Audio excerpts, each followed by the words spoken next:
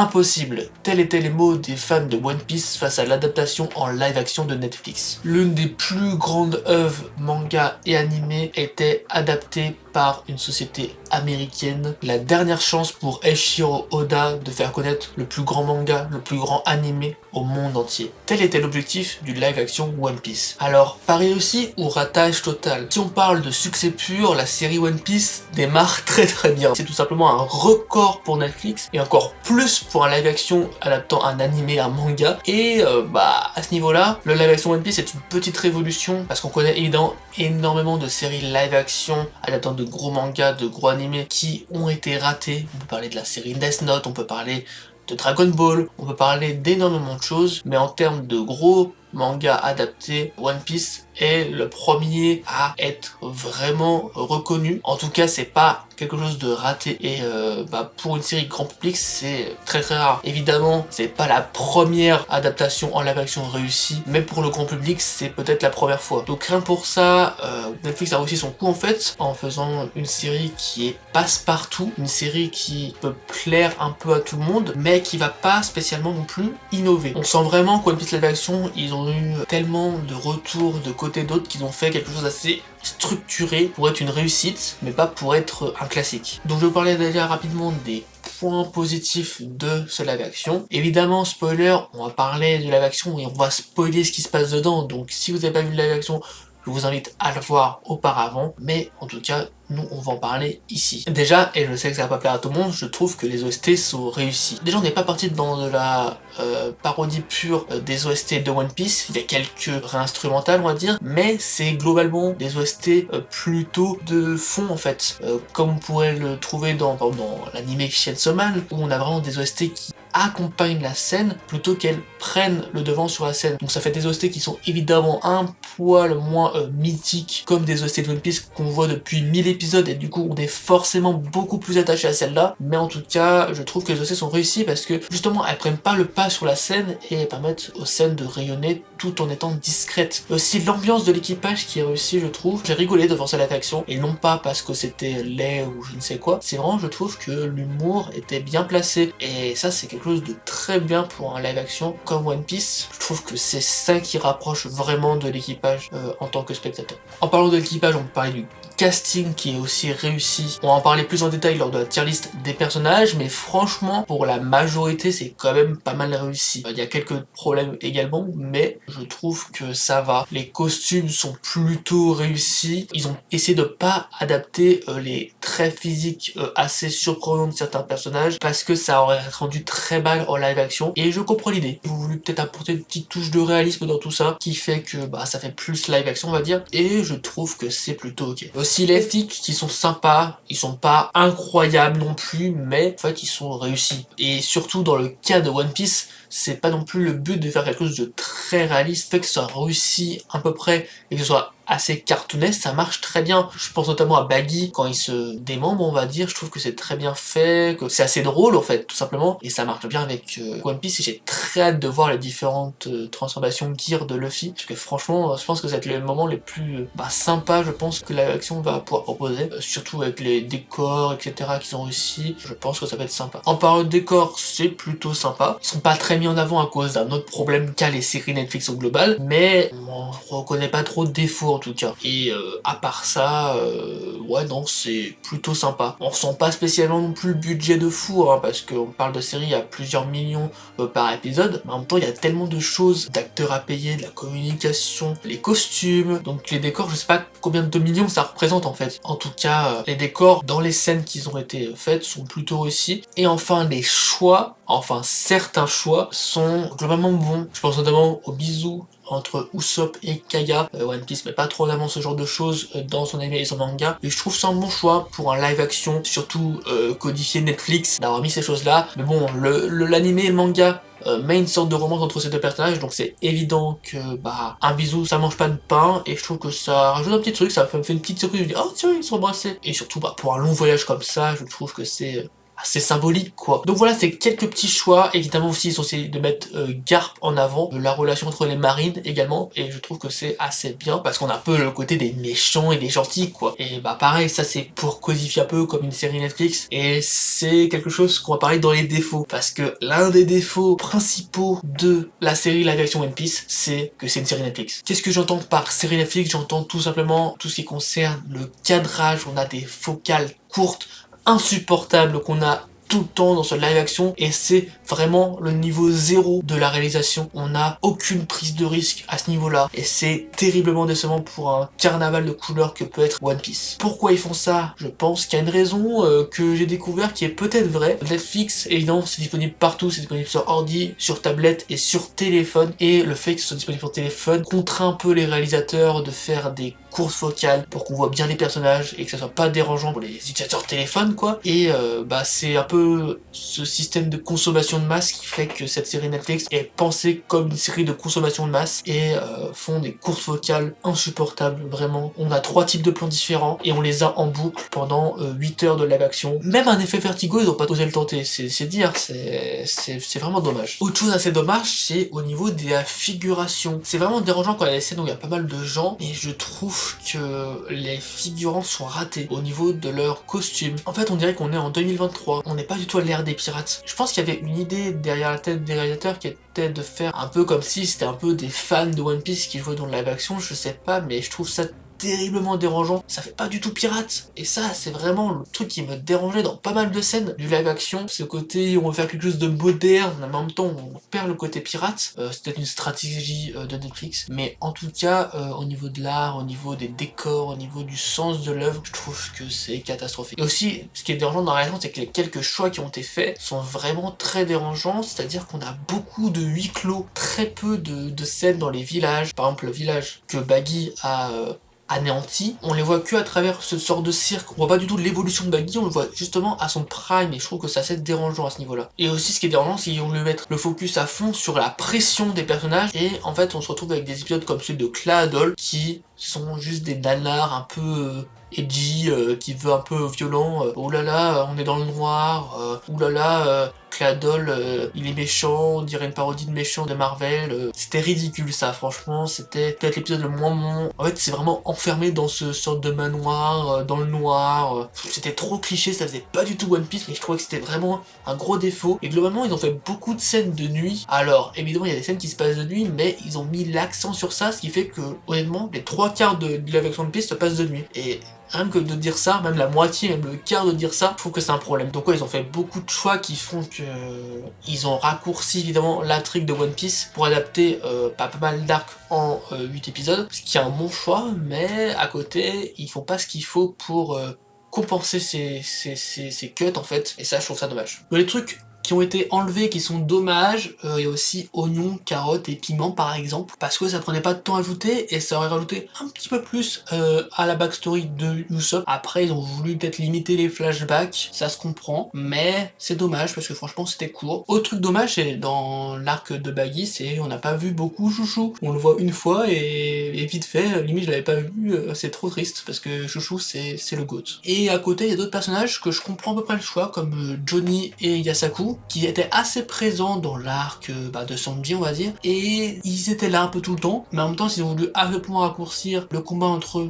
Zoro et Mihawk, c'est pour une raison, c'est pour le temps, et rajouter ces deux personnages aurait été peut-être de trop. Et enfin un petit truc, un problème que m'a fait ressentir ce live action, c'est tout simplement les couleurs de cheveux en fait. Ça marche pas du tout en live action d'avoir un Zoro en vert alors que tout le monde a des cheveux bruns, ça marche pas du tout, ça fait vraiment trop personnage principal mis en avant de fou, ça me dérange. En fait ils adaptent les couleurs de cheveux à ce point là, et qu'à côté il n'y a pas par exemple d'autres personnes qui ont des couleurs de cheveux qui sont à peu près dans le même sens pour que ça, je sais pas, que ça soit moins, il y a Zoro et il y a les autres par exemple, ça m'a surtout dérangé sur cette scène, et aussi sur les scènes de Gold Roger notamment, vraiment on voit les gens mis en avant de fou et le reste quoi, et que ce soit au niveau des couleurs de cheveux ou des costumes c'est pareil, les autres ont vraiment des costumes à 3 francs 6 sous quoi. Oh l'expression de vieux. Mais bref, je trouve que c'est une mauvaise décision à ce niveau là. Évidemment c'est un peu une sorte de cache-misère qu'ils ont fait en mettant comme des petits trucs, mais je sais pas, j'ai vraiment ça l'impression qu'il aurait dû faire quelque chose, peut-être mettre un peu un dégradé de couleur, avoir les cheveux naturels des comédiens et un peu teinté de vert ou je sais pas ce qu'ils auraient pu faire. Donc voilà pour les points positifs et négatifs de ce live action One Piece. Maintenant on va passer à la tier list du casting de One Piece. Et on va commencer par Kaya. Kaya que je mettrais honnêtement en B. Parce qu'elle a rien d'incroyable. Disons que déjà je trouve qu'elle ressemble moyennement à son personnage. Là elle a pas l'air trop malade, je sais pas. C'est pas un personnage raté, mais c'est pas un personnage qui m'a marqué en fait, tout simplement. Mihawk je vais le mettre en A parce que son costume est vraiment bien, mais il a un petit problème je trouve dans tout ce qu'il fait, c'est un peu sa voix. Je sais pas, j'ai l'impression qu'elle est un peu robotique. Alors ça vient avec le personnage, mais je veux dire, il y a des moments où j'ai l'impression vraiment que c'était une IA qui parlait. Mais ça reste un bon personnage, vraiment très classe quand il se bat aussi, il met un peu la pression, il fait son taf. Concernant Zef, franchement, je le mets en B parce que pareil, il m'a pas marqué en fait, tout simplement. C'est pas un personnage raté, c'est un personnage qui m'a pas marqué. Maintenant, les problèmes, on va parler d'Arlong, est-ce qu'il est réussi, est-ce qu'il est raté? Moi, je dirais qu'il est réussi. Je trouve vraiment que les costumes des hommes poissons sont finalement très bien réussis. Je trouve que les trailers ont peut-être pas assez mis en valeur ces personnages, mais franchement, ils sont assez menaçants. Ils jouent bien leur rôle un peu de bad boy, on va dire, de ce live action.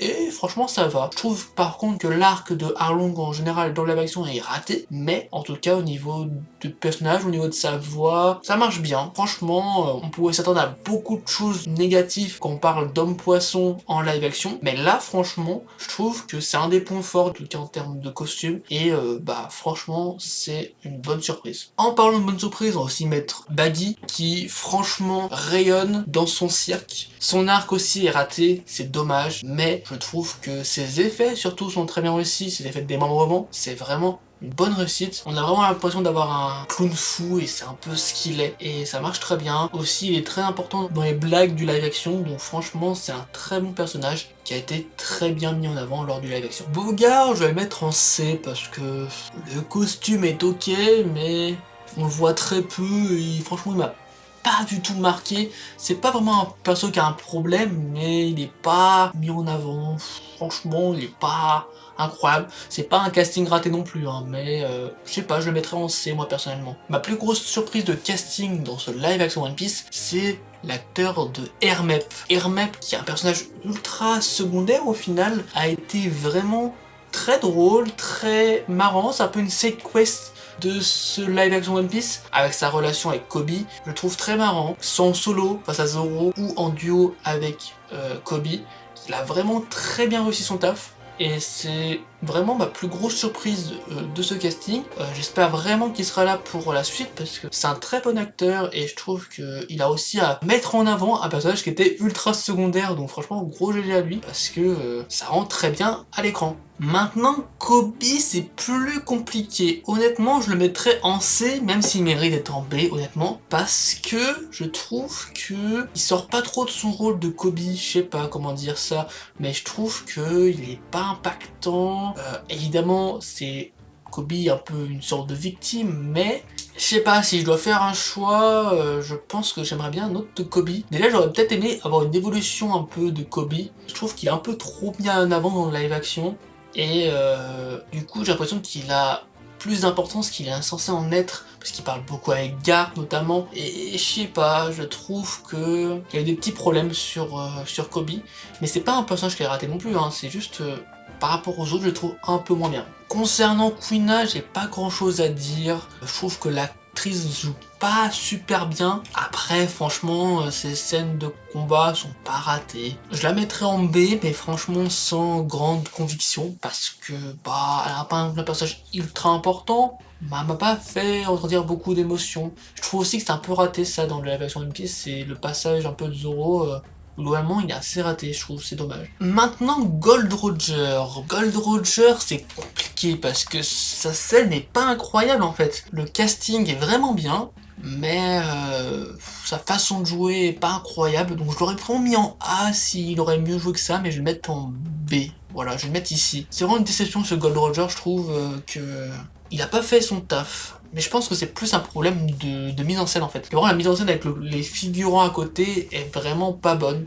Et franchement, Gold Roger, ça c'est un personnage cultissime de One Piece. Il aurait pu être en A, techniquement même en S, il aurait été vraiment très bien aussi. Mais là, c'est qu'un B. Et c'est assez dommage, parce que franchement, on aurait pu s'attendre à beaucoup mieux pour Gold Roger, le roi des pirates. Mais en tout cas, visuellement, son costume est très bien. C'est juste sa voix, sa façon de jouer qui est pas incroyable. Alors, Alvida, franchement, j'hésite à la mettre en B ou en A. Après, on l'a pas assez vu pour la mettre en A, honnêtement, je crois, parce qu'on l'a vu que sur très peu de scènes, mais je la mets en haut du B parce que franchement, un très bon choix. J'étais un peu circonspect au début, mais finalement, en voyant son dessin de base, je trouve que c'est réussi. Je trouve qu'elle a aussi un peu de la voix et je pense que c'est un bon choix pour la suite aussi, qu'on va voir un peu plus. Morgane, je le mettrais en B.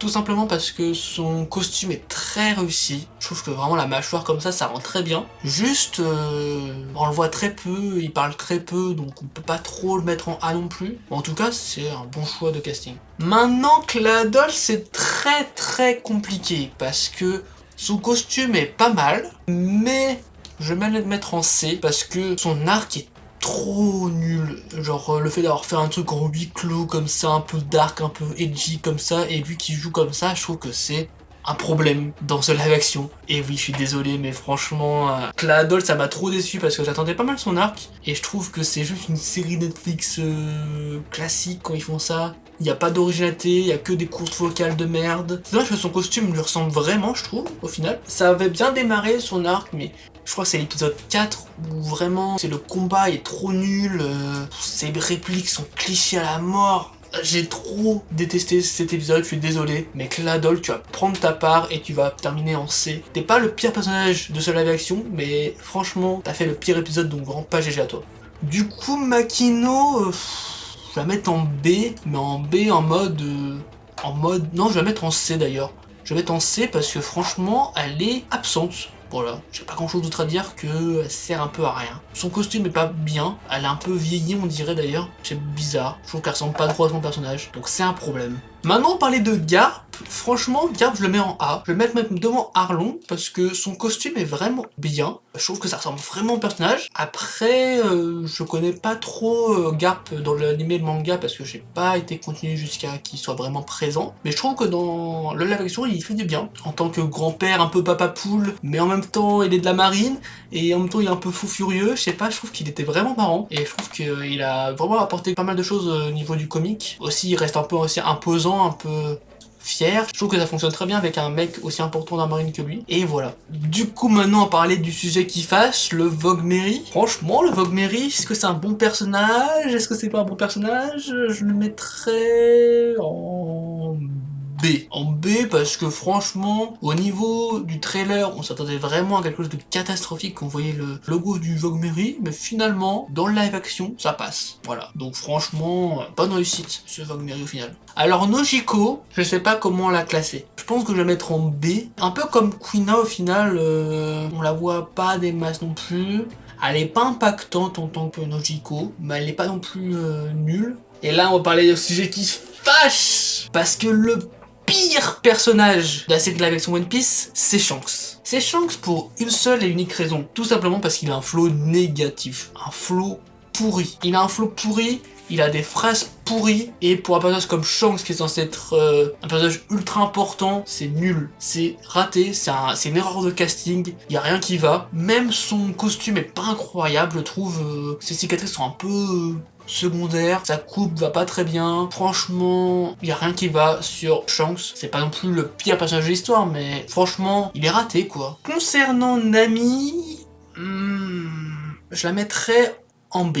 En B parce que elle marche très bien au début du live action, lors de sa présentation, elle est vraiment très bien, sa prestation un peu de voleuse, c'était un peu innocent, mais d'un côté on sent qu'elle a un plomb dans la tête, je trouve que ça marche très bien, ça apporte un petit côté comique au live action qui fonctionne bien, mais que ça s'effondre petit à petit, et globalement la suite du live action, je trouve qu'elle est très secondaire dans sa fason de jouer, et c'est dommage parce que ça peut être la deuxième meilleure membre de l'équipage je pense si elle va continuer. Concernant Sanji, je le mettrais aussi en B, derrière Nami, parce que lui pour le coup il m'a vraiment pas marqué. Je trouve que c'est un bon choix par contre niveau costume de pas avoir fait ses sourcils qui en tourbillon là. Je trouve ça dommage par contre qu'il fume pas assez, genre il fume pas. Ah bâtard, tu fumes? Il aurait dû fumer plus, je suis désolé, ça rajoute du flow à Sanji qui n'a pas beaucoup là. Par contre au niveau des chorégraphies c'est pas mal, au niveau de ses phrases aussi, il apporte un petit côté humour, donc c'est quand même un bon personnage, mais il m'a pas marqué plus que ça. Concernant Zoro, j'ai envie de le mettre en B, mais je vais le mettre en A, parce que il a déjà trop souffert le mec. Il a joué dans Saint Seiya, le live action, vous vous rendez compte? Non, en vrai, plus sérieusement, je trouve qu'il a quelque chose de particulier qui s'améliore d'épisode en épisode. Je trouve que au début ça marche moyennement bien, mais je trouve que je sais pas, sa façon de parler, sa façon de se battre aussi s'améliore. Au niveau visuel, je trouve que c'est pas tout à fait ça, mais surtout le reste il est assez bon et globalement c'est un bon membre de l'équipage à ce niveau-là. Et voilà, donc je trouve que Zoro il est quand même assez réussi. Et donc le roi des pirates est... Non c'est faux, c'est Usopp. Usopp est le roi des pirates, le vrai roi des pirates. Remballez Luffy, le roi des pirates c'est Usopp. Il est trop chaud dans son rôle d'Usopp. Franchement, personnage de fou et trop bien retranscrit dans le live action. J'adore. Je trouve vraiment que son épisode, son introduction est trop bien. C'est lui qui apporte les meilleures scènes d'humour. Il est très secondaire au final dans l'équipage pour ce live action, mais toutes ses apparitions, toutes ses interactions sont sympas, que ça soit au premier ou au second plan. Je trouve que l'acteur de Usopp a fait un travail formidable et c'est vraiment le personnage que j'ai le plus envie de voir par la suite. En plus, il a une grande évolution de ce que je sais et c'est le personnage qui m'a le plus fait aimer le live action. Et donc, le roi des pirates, ce n'est pas Luffy, mais Luffy se retrouve quand même en A parce que il a vraiment la tête de l'emploi, il a la tête de Luffy. Il manque quelque chose en fait à ce Luffy pour être vraiment le roi des pirates. Je trouve déjà d'avoir mis en avant cette tenue là montre qu'ils n'ont pas remis la tenue typique de Luffy très souvent et je trouve ça dommage parce que franchement je trouve que sa tenue typique fonctionnait mieux et je trouve que c'est assez marrant, c'est running gag, mais au bout d'un moment ça fait un décalage au niveau du jeu qui fait que je trouve qu'il joue pas très bien. Par contre du coup les effets qui ont été faits sur Luffy c'est vraiment très bien, c'est assez cartoonesque comme il faut et ça a son petit côté de live action réaliste qui suffit, mais voilà il y a un petit décalage entre lui et l'équipage je trouve en fait au final.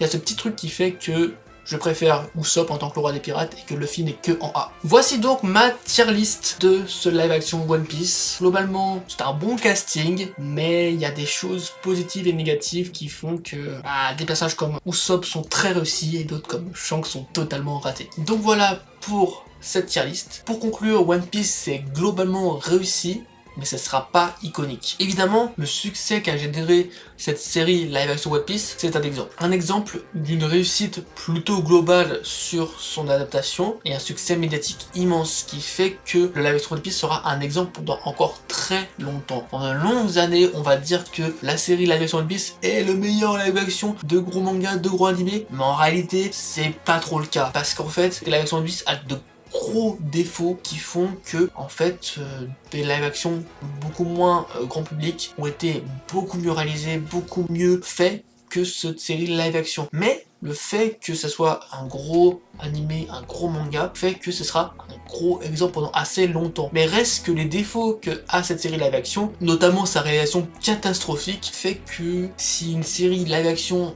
d'un animé populaire est réussie sur tous les points, elle passera directement au second plan. Parce qu'en fait, la série n'a rien d'incroyable. Et je pense même que le début de One Piece en lui-même n'est rien d'incroyable. À voir aussi pour les prochaines saisons, si des choses sont améliorées au niveau de la réalisation, etc., ça pourra devenir une série cultissime qui vaut le détour par rapport à l'anime de manga. Pour l'instant, c'est une très bonne découverte pour les personnes qui n'ont pas lancé One Piece, mais je pense que les fans du manga, les fans de l'anime vont évidemment adorer parce que c'est un live action One Piece, c'est un live action de leur œuvre favorite, mais est-ce qu'ils vont le voir plusieurs fois? Est-ce qu'ils vont préférer ce live action à l'anime et au manga? Vraiment pas. Et pour une simple raison, c'est qu'en fait, les animés et les mangas, ça a un potentiel infini. Visuellement, ça a complètement rien à voir. Il faudra toujours beaucoup plus de budget pour adapter une scène en live action par rapport à une scène en animé. Et cette chose fait que One Piece sera plus créatif dans son manga, dans son animé, dans ses œuvres de base, on va dire, que par une adaptation Netflix qui se veut codifiée. Donc en termes d'art pur, cette série live action One Piece est assez décevante, mais en même temps, je m'attendais pas à grand chose non plus. Je m'attendais à quelque chose comme ça en fait pour la live action One Piece. J'ai même été surpris que la live action One Piece a fait quelques choix qui sont assez originaux par rapport au manga. Mais en tout cas, il y aura très sûrement